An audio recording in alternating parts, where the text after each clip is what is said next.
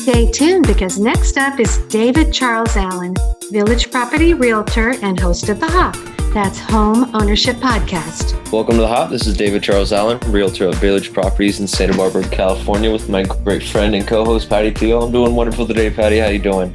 I'm doing great too, David. Thank you. Good. Weather's beautiful here. A little bit of overcast skies. Looking ahead to scattered throughout the high 60s, low 70s for the next several days. Mostly sunny, partly cloudy, so it's nice. Well, lucky you. I don't mean to be bitter, but in Florida, it's gotten a little hot and humid. They call it the rainy season. And I don't mind the rain. It pours almost every afternoon, but the humidity is really a lot. Yeah. Have you ever experienced your first hurricane kind of situation yet? No, I haven't. Haven't had that yet. Right. I mean, that's something that's going to be interesting to kind of be present in. Yes, it will. But surprisingly, there have been a couple of tornadoes out here. And I really didn't know they had tornadoes out here. I grew up in Nebraska, and I know you have roots in Nebraska too. You didn't grow up there, but you know, your mother and other family members. So there are tornadoes in Florida. Wow, that is interesting. Yeah. I'm imagining so with hurricanes, there must be some kind of tornadoes of sorts. They have these spouts that come out of the water that are like small hurricanes, but they're big enough that it would be very scary if you were at the beach. Oh, wow. That's pretty cool. I mean, cool to experience. I don't know if you want to jump in that thing, but we'll see. Yeah. Definitely. And then in terms of the surf, we've had a couple fun days of surf these last week or so. I'm looking ahead, doesn't say anything on the reports, but I've heard there's definitely some fun stuff out there today and maybe the next couple days as well. Well, I bet you'll be out enjoying it. Yeah, in terms of how the interest rates have performed too, again, they went slightly down. So 4.375 for 30-year jumbo and 4.75 for 30-year fixed. Wow, I thought they were just going to keep going up. So that's very interesting to me. Yeah, I mean, it's tough because if they keep raising them any higher, you're really going to see that affect the housing market across the country. Maybe not in Santa Barbara specifically, but definitely in other places. And if that happens, that goes a lot of work for a lot of people too. So the real estate industry slows down, construction industry slows down, services industry slows down. So a lot of industries ride on real estate. So depending on what happens, it really affects a lot of people. Right. And I'm sure the inflation is affecting real estate as well. I think inflation is a lot of reasons too why the market's been driven up so high. Having a physical asset when you're dealing with inflation is usually a good idea. And especially if you can earn rental income on it as well. And with how cheap money was too, it was cheaper to get a loan and refinance or pay cash and refinance than it is for inflation. So essentially free money, depending how you're looking at it. And if you have a solid investment in terms of rental, that's why a lot of people are pushing that way as well. And you see why these huge corporations and big investment funds are purchasing whole neighborhoods. So that's really impacting home ownership for the middle class as well. It is. And I think most people are kind of rooting for the middle class person. So while businesses have every right to do that, I kind of feel for the little guy who wants to get their first home. Yeah, and they're making it inclusive in a way where you can purchase a part ownership of a home. They have these investment funds now where you don't have to be an accredited investor to invest with them. So you can invest $100, $200, and they buy up single family homes and turn them into rentals. They want you to think like, oh yeah, well, you're owning a home, you're owning part of a home, but you're still paying rent on your own home and not really owning a home. And all these funds are essentially raising prices so you can't afford a home. It's very complicated, but it really depends what side of the coin you're looking at. Wow, that's really interesting. I don't know much about that, David, but I guess a lot of people are buying little pieces of home, as you said, but maybe it's so small that they can actually never use it. But if the price goes up on the home, it becomes a valuable asset. Am I understanding that right? Correct. It's like investing in the stock market, except you're investing in single family homes that are rentals. I see. Yep.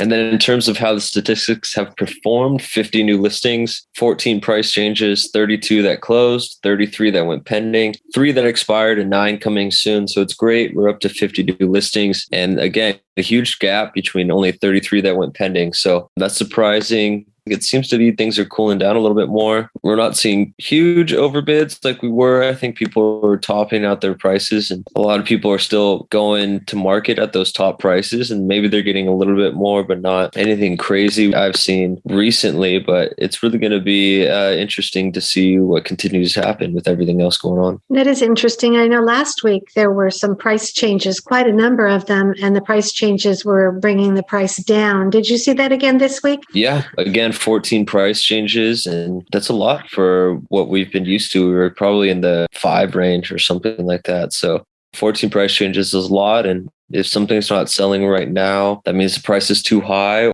It used to mean variable things. If something wasn't selling, like wasn't staged right, it wasn't in the best location, maybe it was a busy street. Again, the price is right. But the last 2 years, it was just about price. So no one really cared about much of anything else. They just wanted to get in. So as of now, if it's not selling, maybe we're moving back to location and everything like that. But essentially, it's always relates to price. Right. And, even here where I'm living in Fort Myers, Florida, I've been kind of watching the prices in the neighborhood, and the ones that are priced, I'll call it reasonably, they just sell within a day. But then there's other houses that appear to be comparable that are $100,000 or $200,000 more, and they are sitting on the market. Yeah. So that's interesting. You'd see probably them get bought up too 6 months ago. But yeah, things are definitely changing. Yes, they are. Any question of the day for us? Well, I'm just curious, David. When I lived in Santa Barbara and Montecito, a lot of people were moving to the area from Los Angeles. I would say most of the people that I knew that moved in from out of town were coming from Los Angeles. I wondered if that's still the case, and what other areas do you see people migrating to Santa Barbara from?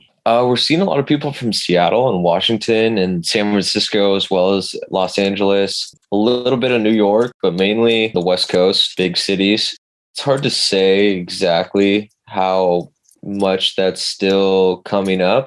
I think it's definitely still impacting in a way, but maybe it's slowing down a little bit like other places too, because these big cities have kind of gone back to how they were running before without all the restrictions and lockdowns and stuff. So maybe people decided they want to stay in these big cities. It's hard to tell. Yeah, I was going to ask you about that because for a while, the big cities really saw a drop in the value of their properties. But did that return to the typical price that they had before? Yeah, I'm pretty sure all those big cities aren't hurting in terms of pricing like they were. Maybe a slight downturn for those big cities, but when you're talking about San Francisco, kind of like Santa Barbara is low inventory. So people that want to live there are going to have to pay the cost. And that's just how it is, depending on how many people want to live there. So It's hard to really give an estimate or know without looking at it at some macro scale about how many people are actually moving in, how many people are actually moving out, and where the job's going, and can people afford it. So it's a huge picture you have to take in.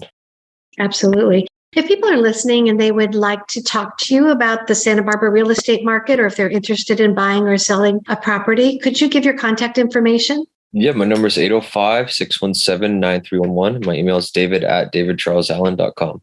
805-617-9311. Email is david@davidcharlesallen.com. Thank you, David. And how are the fur babies doing? Everyone's doing really well. Moose had to take a trip to the vet the other day because he got stung by a bee, and I guess he's slightly allergic. So we had to get him like a EpiPen or something like that. And he's all good now, but yeah. Oh, poor baby Moose. He must have been so sad. Yeah, he was out of it. So we had to take him in, and glad we found out now, just in case we weren't near anybody when it. Right. So that must have been scary. Did he step on it or did he eat it? Do you know? I think he was poking around with it with his nose, and it got him on the chin. So pretty sensitive spot too. Right. So did he swell up? Did he have breathing difficulties? What happened? No, he didn't swell up. He was just kind of out of it, lethargic. So I think he was potentially going into like some kind of shock. So glad we got him in. Oh, that's very scary. Well, I'm glad that Moose is doing better and that you have that EpiPen handy now. Yeah,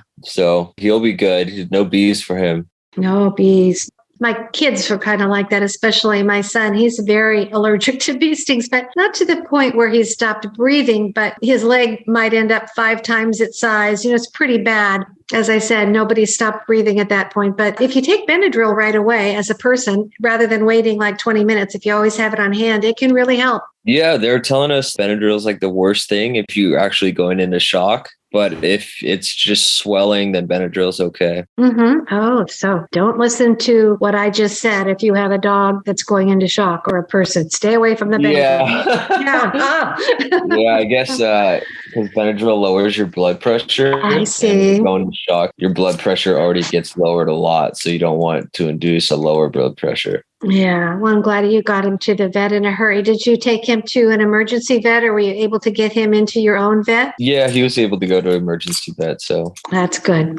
Those are some good services. Well, maybe sometime we'll have somebody on about pet insurance. I don't have it, but I'm thinking I should get it.